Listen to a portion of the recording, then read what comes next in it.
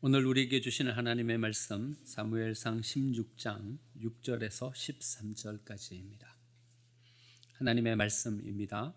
그들이 오매 사무엘이 엘리압을 보고 마음에 이르기를 여호와의 기름 부으실 자가 과연 주님 앞에 있도다 하였더니 여호와께서 사무엘에게 이르시되 그의 용모와 키를 보지 말라. 내가 이미 그를 버렸노라.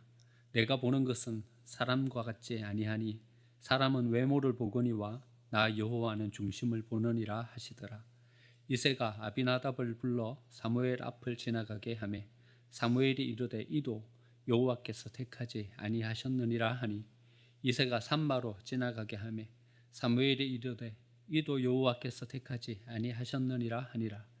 이새가 그의 아들 7을 다 사무엘 앞으로 지나가게 하나 사무엘이 이새에게 이르되 여호와께서 이들을 택하지 아니하셨느니라 하고 또 사무엘이 이새에게 이르되 내 아들들이 다 여기에 있느냐.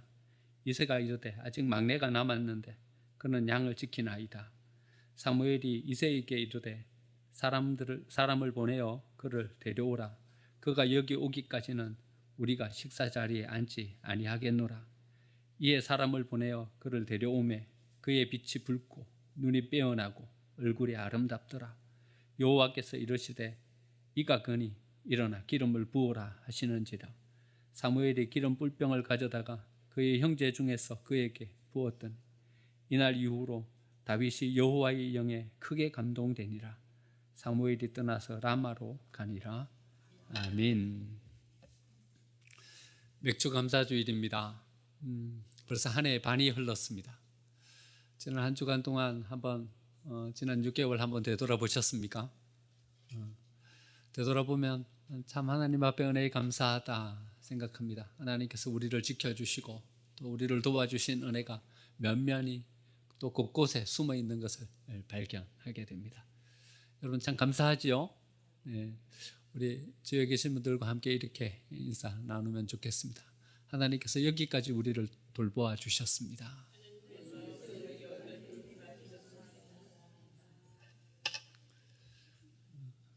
참 바쁜 삶을 우리가 살아가는 것 같아요. 앞뒤 돌아볼 겨를도 없이 분주하게 삶을 살아갑니다. 이렇게 바쁘게 살아가는 우리들에게 하나님은 우리를 멈추어 서게 하십니다. 멈추어 서게 하셔요. 멈추어 서는 것을 우리는 즐겨하지 않습니다. 가는 길을 더 빨리 속도를 내어서 더 빨리 목표에 도달하고 싶은 것이 우리의 마음입니다. 그런데 하나님은요, 오히려 우리를 느긋한 마음으로 바라보시면서 멈추어 서게 하십니다. 저는 멈추어 서는 것이 참 복되다 생각합니다. 왜냐하면 멈추어 서야 보이는 것이 있어요. 분주하게 급하게 막 빨리 갈 때는 안 보여요. 그런데 멈추어 서면 비로소 보게 돼요. 내 자리가 어떤 자리인지, 어디를 향해서 나아가는지, 가는 이 길은 옳은지 다시 한 번 더 점검하면서 보게 되는 것이죠. 저는 맥주 감사주일이 그런 날이다 생각합니다. 여러분 맥주 감사주일 없으면 우리 지난 6개월을 되돌아볼 시간이 있겠습니까?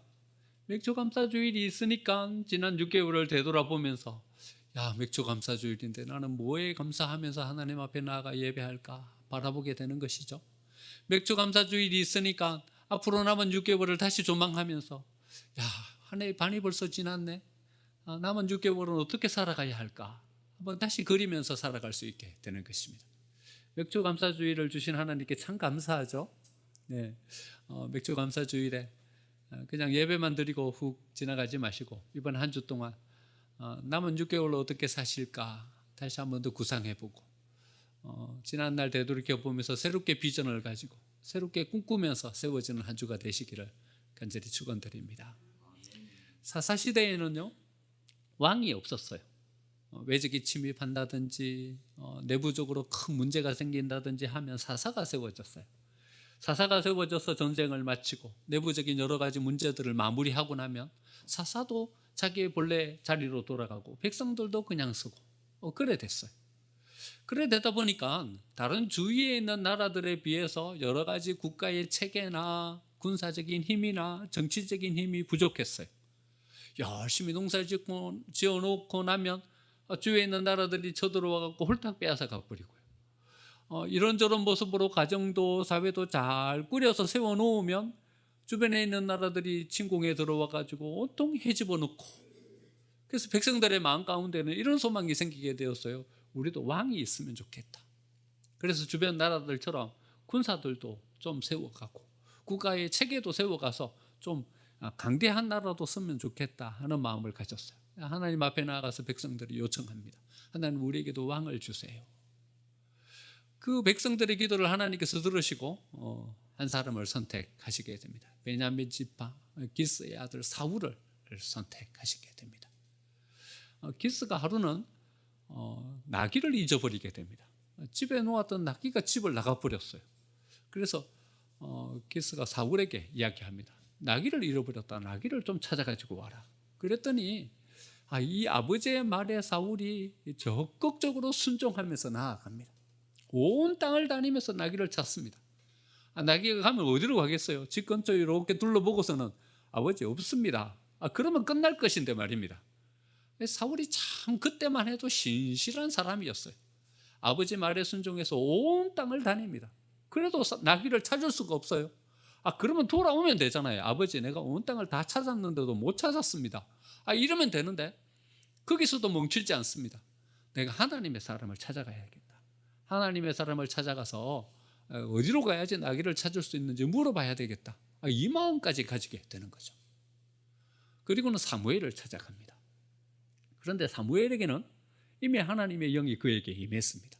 그리고는 이렇게 알려주십니다. 내일 한 사람이 찾아올 것인데 그 사람이 바로 이스라엘의 초대 왕이 될 사람이다. 그에게 기름을 부어라. 이미 사무엘에게 하나님의 말씀이 임해 있었습니다. 아니다 다를까 그 다음 날 사울이 그를 찾아옵니다. 그리고는 사무엘은 그에게 기름을 부어서 그를 세우게 됩니다. 그리고 한참 시간이 많이 흘렀습니다. 그리고는 사무엘은 미스바에 모든 사람들을 다 모읍니다. 한 지파에 1000명씩 모여라. 그러니까 거기에 12,000명의 사람들이 모였습니다. 그리고 거기서 한 지파를 선택합니다. 한 지파를 선택하는데 그 지파가 어떤 지파가 선택되냐 하면 베냐민 지파가 선택이 되게 되는 거죠. 그리고 그 다음에 한 가문을 선택하게 됐는데 마드라 가문이 베냐민 지파 가운데 선택이 됩니다. 마드라 가문 가운데 모든 가장들을 다 불러 모아서 제비를 뽑았는데 이번에는 기스가 뽑히게 됩니다. 그리고 기스의 모든 아들들을 모으고 제비를 뽑았는데 거기에서 사울이 제비 뽑히게 됩니다. 참 신기하죠, 여러분? 여러분, 이 일을 우리가 이렇게 바라보면서요, 하나님이 일하시는 순서를 우리는 보게 됩니다. 여러분, 하나님이 일하시는 순서가 보이십니까? 여러분, 이 말씀을 쭉 읽으면서 보면서 우리는 하나님이 일하는 순서를 발견할 수 있어야 돼요. 여러분, 순서가 되게 중요하다고 제가 말씀드렸죠, 그렇죠? 먼저 그 나라와 그 의를 구하라. 그리하면 이 모든 것을 너희에게도 하시리라. 먼저라는 이 말씀이 순서예요. 순서가 되게 중요하다. 먼저 내 발을 요단강에 내디뎌라. 순서예요. 순서가 되게 중요한 거예요. 먼저 내 팔을 홍해 바다를 향해서 내뻗어라. 순서를 하나님께서 우리에게 요청하시는 거예요. 오늘 이 말씀 가운데도 순서가 있어요. 여러분, 먼저 되어지는 순서가 뭡니까? 하나님의 기름 부으심이 먼저 있었다는 겁니다. 여러분, 사람들이 뽑아놓은 그 사울에게 하나님께서 나아가서 기름을 부으라고 말씀하시지 않습니다. 하나님께서 먼저 사울에게 기름을 붓게 하신 다음에 그 다음에 그 사울이 제비 뽑혀서 왕이 되게 만들어 주십니다. 이 순서가 되게 중요하다는 것입니다.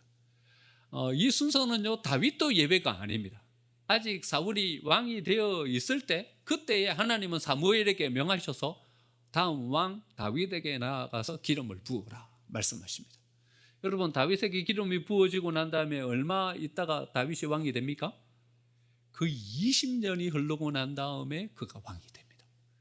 그러니까요, 왕이 되고 난 다음에 하나님은 기름을 부어서 그 사람을 세우는 것이 아니라 하나님이 먼저 기름을 부으시고 그 사람이 왕이 되게 만들어 가십니다. 다윗은 사실 왕이 되기에 합당치 않은 사람이었어요. 이미 요나단이 있지 않습니까? 그는 목동이지 않습니까? 나이도 어리지 않습니까? 그러니까 지금 기름 부어도 그 사람이 왕이 되기는 어려워요. 하지만 하나님은 그에게 기름을 부으셔서 그를 왕으로 만들어 가시는 것입니다. 여러 가지 쫓김의 상황 가운데서, 광야의 어려운 삶 가운데서, 치열한 삶의 현장 가운데서 이 모든 것을 경험하고 겪으면서 왕으로 만들어 가시는 거죠. 여러분, 이 순서는 우리가 생각하는 것보다 훨씬 더 중요합니다. 왜 중요한가 하면요, 이것이 누구에게서 시작되는가의 차이점인 것입니다. 여러분, 우리가 제비 뽑아 놓은 사람을 기름 부어 세우면요, 그건 누구에게서 시작되는 것입니까? 우리에게서 시작되는 것입니다. 제비 뽑은 사람을 하나님이 기름 부어서 세우는 것입니다. 우리에게서 일이 시작되는 거죠. 그런데 하나님이 기름 부어 놓은 사람을 우리가 제비 뽑는 것은 누구에게서 시작되는 것입니까? 하나님에게서 시작되는 것이죠. 하나님에게서 시작된 일을 우리가 완성시켜 나아가는 사람으로 하나님 앞에 서게 되는 것이죠. 여러분, 우리의 삶 가운데 이 순서를 잘 생각하면서 우리의 삶을 살아가는 것이 참 중요합니다. 누구에게서 시작되는가? 이게 하나님에게서 시작된 것인가? 아니면 나에게서 시작되는 거 있는 것인가? 이 순서를 우리가 잘 생각하는 것이 참 중요합니다. 여러분, 항존직이 우리가 뽑은 사람들입니까? 우리가 뽑아서 이분들이 항존직이 된 것입니까? 그것이 아니라 하나님께서 선택해 놓으신 사람들을 우리가 뽑은 것입니다. 여러분, 샘 리더가 그냥 회의에 의해서 결정되어서 이분들이 샘 리더로 임명받은 것입니까? 어떤 분이 교사로, 어떤 분이 위원장으로 세워진 것이 우리가 회의에서 결정했기 때문에 이분들이 위원장이 되는 것이고 교사가 되는 것입니까? 그것이 아니라 하나님께서 이미 선택해 놓은 사람을 우리가 회의를 통해서 결정하는 것입니다. 이것은 참 중요합니다. 왜 중요한가 하면 사람들에 의해서 세워졌다고 생각하면 우리는 사람 앞에 서게 됩니다. 사람들의 말에 휘둘립니다. 사람들의 의지와 사람들의 뜻을 세워가기 위해서 일하는 존재가 되어버립니다. 사람들이 뭐라고 한마디 하면요, 그것 때문에 마음 상합니다. 사람들이 뭐라고 지적하면요, 거기에 발맞추어서 뭔가를 이루어 가려고 애씁니다. 왜냐하면 사람들에 의해서 세움받았기 때문에 그렇습니다. 하지만 우리가 하나님에 의해서 세움받았으면요, 우리는 하나님의 뜻에 맞추어서 그 하나님을 기쁘시게 해드리는 사람으로 쓰려고 애쓰는 것입니다. 왜냐하면요, 나를 세운 사람이 하나님이기 때문에, 하나님이 나를 세웠기 때문에 하나님의 마음을 기쁘게 해드리는 거죠. 하나님을 흡족하게 해드리려고 애쓰는 거죠. 이 신앙을 분명하게 가졌던 사람이 바로 사도 바울입니다. 사도 바울이 갈라디아 성도들에게 이렇게 편지 쓰면서 이야기합니다. 1장 10절 말씀 보니까, 이제 내가 사람들을 좋게 하랴 하나님을 좋게 하랴, 사람들에게 기쁨을 구하랴 내가 지금까지 사람들의 기쁨을 구하였다면 그리스도의 종이 아니니라. 사도 바울은 철저하게 하나님을 기쁘시게 하는 사람으로 섰습니다. 왜 그렇습니까? 그는 하나님에 의해서 세움받았다고 믿기 때문에 그렇습니다. 나를 사도로 세우신 사람은 하나님이다.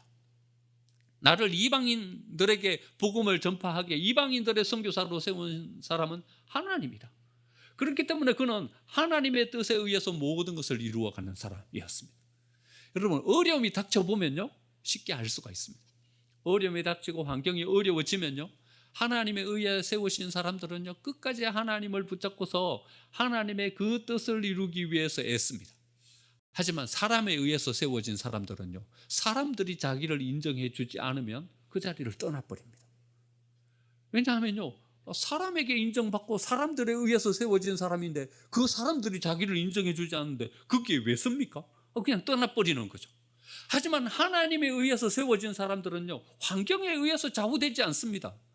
왜냐하면요, 하나님이 자기를 세웠기 때문에 그 하나님만을 바라보면서 나아가게 되는 것이죠. 그래서 사도 바울은요, 여러 가지 어려움이 그에게 닥쳤지만요, 복음을 전하는 일을 포기하지 않았습니다. 왜 그 수많은 어려움 가운데서도 복음을 전하는 일을 포기하지 않고 끝까지 지킬 수 있었습니까? 자기를 세운 사람이 하나님이기 때문에. 심지어는요, 죽음의 자리, 그 목전에 가서 결국 순교하는 자리에까지 서서 그가 순교할 수 있었던 것은요, 이 신앙 때문이었습니다. 나를 세우신 이는 하나님이시다. 하나님이 나를 세웠기 때문에 하나님이 마음에 합한 종으로 나는 서야 한다. 그 마음을 가졌기 때문에 그는 순교하는 자리까지 설 수 있게 된 것이죠. 하나님은요, 하나님의 사람을 선택하셔서 그 사람을 통해서 하나님의 일을 이루어 가십니다. 그럼 하나님은 어떤 사람을 선택하십니까? 이게 우리의 궁금함이죠. 하나님은 왜 아브라함을 선택하셨을까요? 갈대와 우르에 수많은 사람들이 살고 있었어요. 거기가 바벨론이잖아요, 그렇죠? 그러니까 얼마나 많은 사람들이 거기에 살고 있었어요. 메소포타미아 문명이잖아요. 그 문명 가운데 얼마나 수많은 사람들이 있었겠습니까? 그런데 거기에서 아브라함을 선택하십니다. 여러분, 이 선택은 정말 중요한 선택이죠. 하나님께서 이제 한 민족을 그를 통해서 이루려고 하는 겁니다. 그리고 그 민족에게 하나님의 말씀을 기록하게 하고요, 그 민족에게 은혜를 주셔갖고 예수 그리스도, 인류를 구원할 그리스도를 그 민족을 통해서 주시려고 하는 것입니다. 그 선택이 바로 아브라함의 선택입니다. 여러분, 수많은 사람들이 있었는데 왜 아브라함을 선택하셨을까요? 우리는요, 아브라함을 왜 선택했는지 금방 답을 알 수가 없어요. 아브라함이 살아가는 삶을 보고서요, 내 본토 친척 아버지 집을 떠나라 말씀하시니까 그 믿음을 가지고 떠나버려요. 그래서 이 믿음을 가진 사람을 하나님께서 선택하셨는가? 이런 어떤 마음을 가지고 그를 바라보게 되는 거죠. 수많은 아이들이 나일강에 던져져서 죽임을 당했어요. 사내 아이는 다 죽여라. 바로 이렇게 명령을 내린 거예요. 그러니까 남자아이들이 태어나면요, 모두 다 나일강에 던지는 거예요.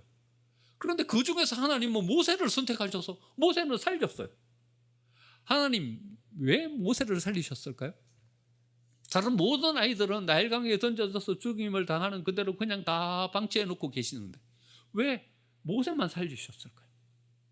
하나님이 왜 모세를 선택하시고 왜 모세를 살리셨는지 우리는 금방 대답을 못합니다. 하지만 나중에 모세가 뛰어난 영도자가 되어서 이스라엘을 이끌어가는 것을 보고서는 이래서 하나님께서 모세를 선택하셨는가? 한번 이렇게 짐작해 볼 따름인 것이죠.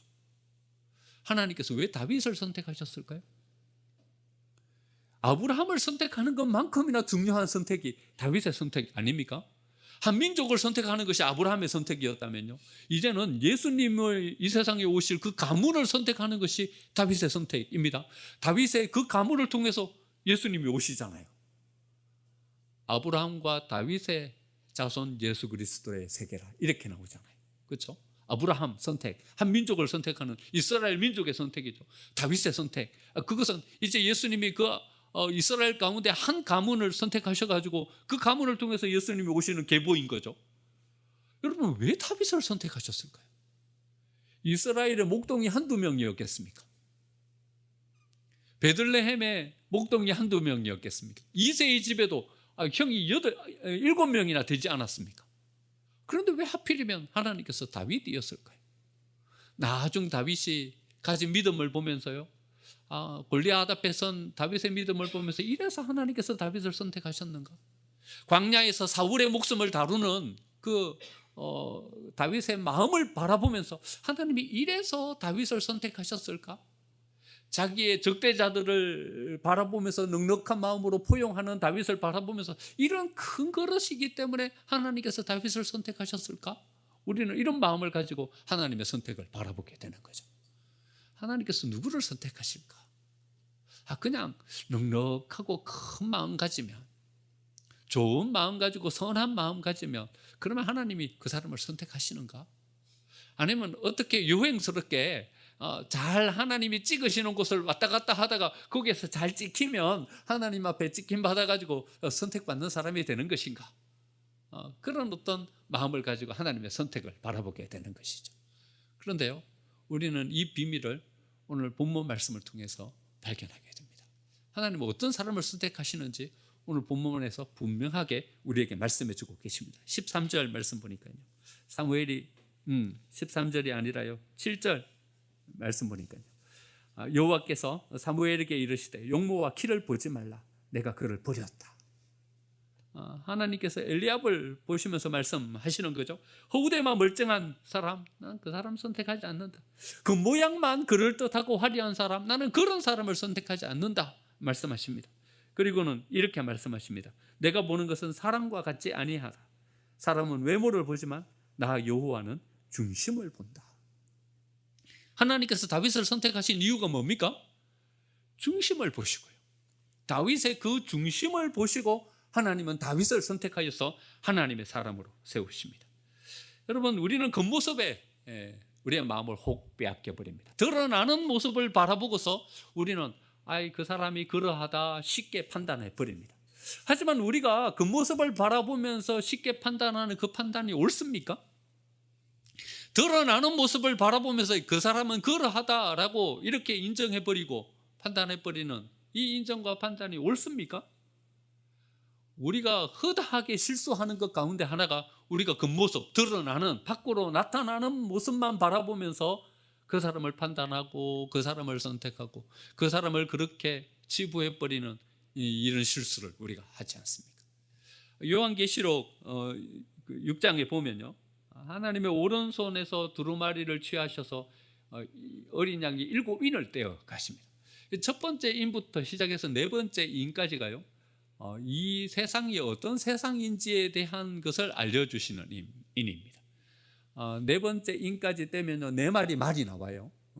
흰말, 붉은 말, 검은 말, 청황색 말이 나오는데 그 말이 바로 이 세상이 어떤 세상인지를 우리에게 알려주고 계십니다. 첫 번째 인을 떼었어요. 그랬더니 흰말이 나왔어요. 흰말이 나왔는데 그 위에 탄 사람이요, 금면류관을 쓰고요, 손에는 활을 들고서요, 이기려 하고 또 이기려 했다, 그렇게 말씀하고 계십니다.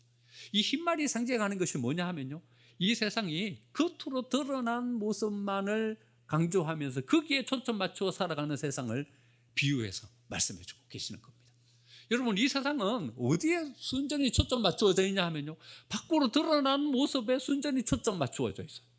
세상 사람들도 그래 바라봅니다. 나를 볼 때요, 어떤 모습을 가지고 우리를 바라봅니까? 밖으로 드러나는 모습 가지고 우리를 다 판단합니다. 그러니까요, 우리는 세상 살아가는 방법이 그렇게 어렵지 않아요. 나를 잘 치장하기만 하면 되는 거예요. 나를 겉으로 잘 드러내기만 하면 되는 거예요. 그러면요, 세상 사람들이 바라보기에 나를 좋은 사람으로 여기는 거예요. 괜찮은 사람으로 나를 판단하는 거예요. 적어도 세상 살아가는 데는요, 겉모습만 잘 꾸미며 살아가도 걱정이 없는 거예요. 그럴듯한 가면 하나 쓰고요, 그럴듯한 옷 입고 다니면 세상 살아가는데 아무런 문제가 없습니다. 그렇죠? 세상 사람들은요, 다 겉모습만 바라봐요. 그래서 요즘 이렇게 겉모습에 우리가 신경을 쓰면서 살아가고 있는지도 모르겠어요. 요즘 젊은이들이 우스갯소리로 하는 얘기예요. 나는 여동생이 있어, 이렇게 말하면요, 여자아이들은 이렇게 말한대요. 야, 많이 싸우겠네, 이렇게 말한대요. 남자아이들은 뭐라고 말하냐면요, 이쁘냐, 이렇게 말한대요. 여동생이 있다 그러면. 나 요즘 애인이 생겼어, 이렇게 말하면요, 여자아이들은 이렇게 말한대요. 좋겠다, 그런데요, 남자아이들은 뭐라고 말하냐 하면요, 이쁘냐 해도 이렇게 말한대요. 뭐에만 온통 관심을 가져요? 이쁘냐, 여기에만 관심을 가져요. 겉으로 드러난 모습에만 관심을 가지고 간다는 거죠. 물론 여자들에 대한 비유도 있어요. 여자들은 뭐라고 대답하냐 하면 이렇게 묻는데요, 부자냐 이렇게 묻는데요. 그러니까요, 이 세상 사람들은 온통 뭐에 관심을 가지냐 하면요, 어떤 모습을 가지고 세워지느냐, 바깥 모습, 여기에 온통 관심을 가지고 선다는 것이죠. 세상 살아가는 데는요, 겉모습만 잘 꾸미고 그럴듯한 가면 하나 쓰고 살면요, 부족함 없이 살 수 있어요. 사람들에게 이렇게 저렇게 인정받고 사람들에게 이렇게 저렇게 평가받는 사람으로 살아갈 수 있어요. 하지만요, 우리 그리스도인들은 세상 사람들 가운데서만 살아가는 그런 삶이 아니지 않습니까? 우리는요, 하나님의 선택을 받아야 되는 사람들이지 않습니까? 하나님의 기름 부으심 가운데 우리의 삶을 세워가야 하지 않습니까? 하나님은 어떤 사람을 선택하십니까? 하나님은 중심을 보시고 그 중심이 제대로 된 사람을 선택하시고 그 사람에게 기름을 부어서 그 사람을 통해서 하나님의 역사를 이루십니다. 하나님이 왜 저 사람을 선택하셨는지 우리는 알 수 없습니다. 왜냐하면 우리는 그 속 사람을 잘 모르기 때문에요. 하지만 하나님이 그 사람을 선택하신 이유는 다른 것에 있는 것이 아니라 그 사람의 중심이 다른 어떤 사람들보다도 더 뛰어나기 때문에 그 사람을 선택하신 것입니다. 하나님이 다윗을 선택하신 것은 그 근동에 살아가는 그 어떤 사람보다도 그 중심이 하나님 앞에 온전히 세워진 사람이기 때문에 하나님은 굳이 그 위에 7 아들을 다 제치고서 막내 아들인 다윗에게 기름을 부으시는 것입니다. 중심이 그 사람입니다. 중심이 그 사람입니다. 여러분, 우리의 중심이 텅 비어 있으면요, 그 사람은 텅 빈 사람입니다. 그 사람의 중심이 꽉 차 있으면요, 그 사람은 꽉 찬 사람입니다. 그 사람의 중심이 너무나도 깨끗하게 잘 정돈된 사람이면요, 그 사람은 정돈된 삶을 살아가는 사람입니다. 뒤죽박죽 엉망인 중심을 가지고 살아가는 사람은요, 그 사람의 삶 또한 뒤죽박죽 엉망일 가능성이 큽니다. 그 중심이 본질입니다. 예수님께서 왜 바리새인들을 바라보면서 회칠한 무덤 같은 자라고 말씀하십니까? 겉모양만 회칠해갖고 허옇게 그럴듯하게 이렇게 꾸미고 살아갔습니다. 속은 다 썩은 문드러져 시체 썩는 냄새가 나는 그런 삶을 살아가고 있음에도 불구하고 사람들이 보이는 것에는 그럴듯한 그런 모습을 가지고 세워졌다는 것입니다. 사람들은 예수님이 바리새인들을 향하여서 회칠한 무덤 같은 자라고 이렇게 비판하는 그 비판을 이해할 수가 없었어요.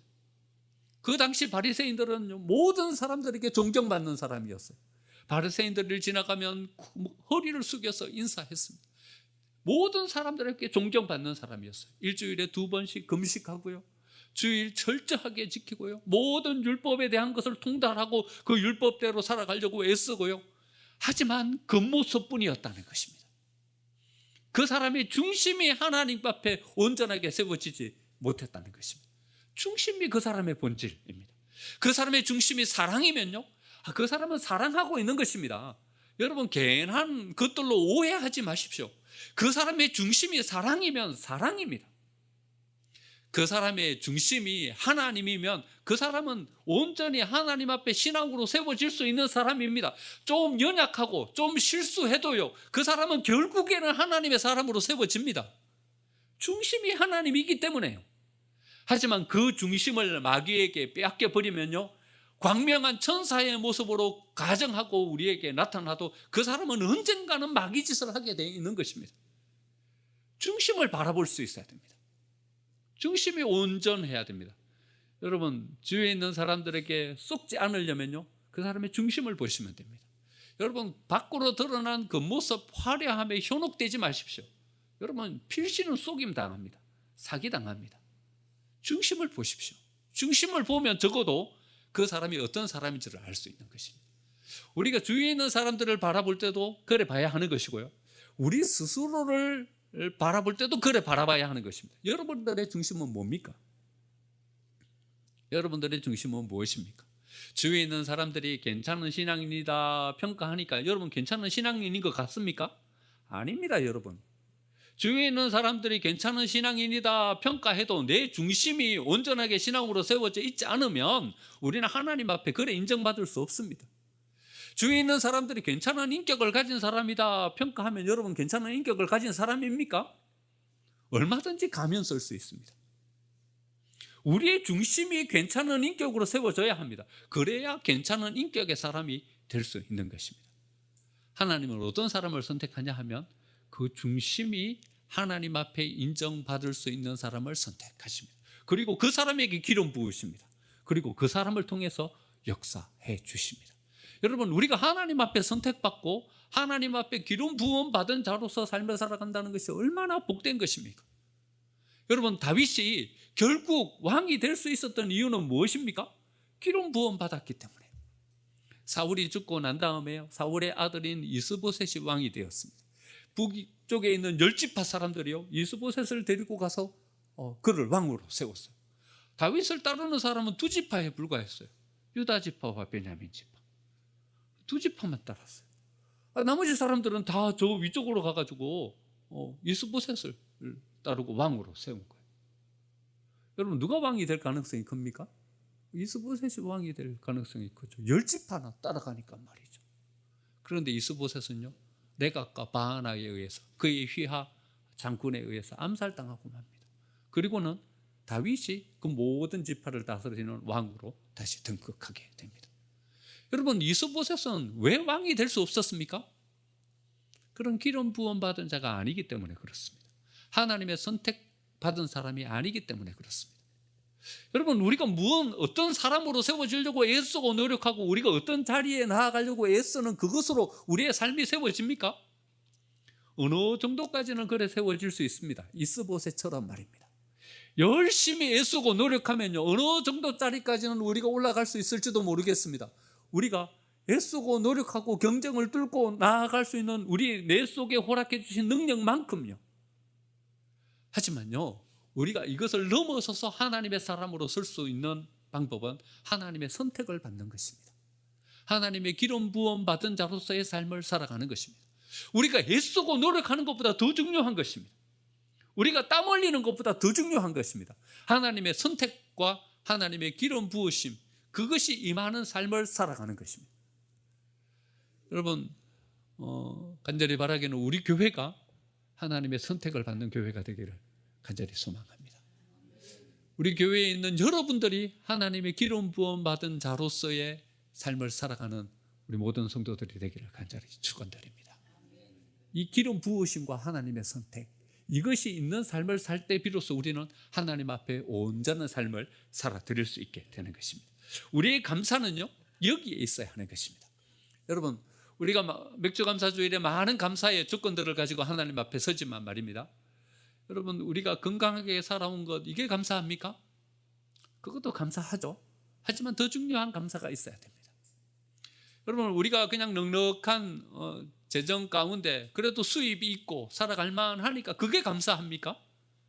그것도 감사하지만 더 중요한 감사가 우리에게 있어야 합니다. 우리 가정이 무난하고 평안한 가운데 살아가니까 그게 감사합니까? 그것도 감사합니다. 하지만 더 중요한 감사가 있어야 합니다. 그 감사가 무엇입니까? 바로 우리의 중심에 세워진 감사입니다. 여러분, 구약시대 때에는요, 특별한 사람들에게만 하나님의 선택이 임했습니다. 특별한 사람들만 하나님께서 기름 부으셨습니다. 여러분, 하나님의 기름 부으심이 뭔지를 한번 살펴볼 필요가 있습니다. 하나님의 기름 부으심이 뭡니까? 하나님의 기름 부으시면요, 하나님의 성령의 임재를 말하는 것입니다. 사무엘상 10장 9절에 보면요, 사무엘이 사울에게 기름 부었을 때의 상황을 이야기하고 있어요.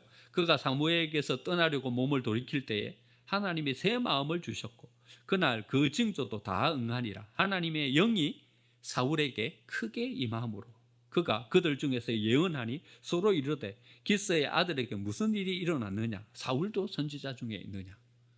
기름 부음을 받으니까 그 다음에 사울에게 어떤 일이 일어났어요? 성령이 그에게 임하신 것입니다. 다윗에게도요. 오늘 13절 말씀이요. 사무엘이 기름 뿔병을 가져다가 그의 형제 중에서 그에게 부었더니 이날 후로부터 다윗이 어떻게 해요? 여호와의 영에 크게 감동되니라. 무슨 말입니까? 성령이 그에게 임하신 것입니다. 기름 부으심이 뭡니까? 성령의 임재입니다. 구약시대 때는요, 특별한 사람들에게만 성령이 임했어요. 특별한 사람들에게만 선택이 임했어요. 그런데 지금은요, 우리 모두에게 성령이 임했습니다. 우리는 모두 다 기름 부음 받은 자로서의 삶을 살아가고 있는 것입니다. 여러분, 우리가 하나님 앞에 감사해야 될 진정한 감사가 무엇입니까? 우리가 기름 부음 받은 자로 여기에 세워져 있다는 이것이 하나님 앞에 드려야 될 우리의 중심에 세워진 진정한 감사인 것입니다. 이제는 우리는요, 하나님이 이스보셋을 버리고 다윗을 세워주셨던 그 기름 부으심과 선택이 우리에게 임한 것입니다. 모든 아이들이 하수에 버려질 때 모세만 하나님께서 건지셔서 살리셨던 그 기름 부으심과 선택이 우리에게 임한 것입니다. 이 하나님의 은혜가 우리 가운데 임해서 그 은혜 가운데 우리가 이 세상의 삶을 살아가고 있는 것입니다. 여러분, 믿으십니까? 이 믿음이 있을 때 우리는 진정한 감사를 하나님 앞에 드려줄 수 있는 것입니다. 여러분, 돈이 넉넉한 게 감사합니까? 하나님의 선택이 더 감사이죠. 형통한 삶이 감사입니까? 하나님이 우리에게 기름 부어주신 이것이 더 감사인 거죠. 하나님이 우리를 선택해 주셨다면 이제 우리는 이 모든 것들은 염려할 것이 없는 것입니다. 하나님이 선택된 자를 어떻게 세워가시는지 우리가 다윗을 통해서 보지 않습니까? 모세를 통해서 보지 않습니까? 우리는 그 선택과 그 은혜 가운데 살아가는 자입니다. 이제 문제는 믿음으로 우리가 이것을 어떻게 수용하고 받아들이는가의 문제입니다. 하나님의 성령은 편만하게 우리 가운데 다 임했습니다. 이제는 우리가 나는 기름 부음 받은 자라는 믿음을 가지고 세워지는 것입니다. 믿음을 가지고 세워지는 자에게 하나님께서 다윗에게 허락해 주셨던, 모세에게 허락해 주셨던 이 은혜가 우리 가운데 임하는 은혜가 될 수 있는 것입니다. 세상은 힘들고 어렵습니다. 치열한 경쟁이 있습니다. 어떻게 이 세상을 살아갈 수 있겠습니까? 하나님의 기름 부음 받은 자로서의 믿음을 가지고 우리는 이것을 이겨갈 수 있는 것입니다. 하나님께서 우리를 선택하셨다는 이 선택에 감사하고, 하나님께서 성령을 우리에게 허락해 주셔서 기름 부어 주셨다는 기름 부으심에 대한 은혜에 감사하면서 나아갈 때 비로소 우리는 하나님 앞에 형통한 삶을 살아갈 수 있게 되는 것입니다. 맥주 감사주의를 보내면서 우리가 여러 가지 감사할 여러 가지 조건들이 있지만 하나님 앞에 하나님이 나를 선택해 주셨음에 감사하고, 하나님이 우리에게 성령 허락해 주셨음에 감사하며, 기름 부음 받은 자로서의 삶, 하나님 앞에 보장받은 사람으로서의 삶을 복되게 세워드리는 저와 여러분이 되시기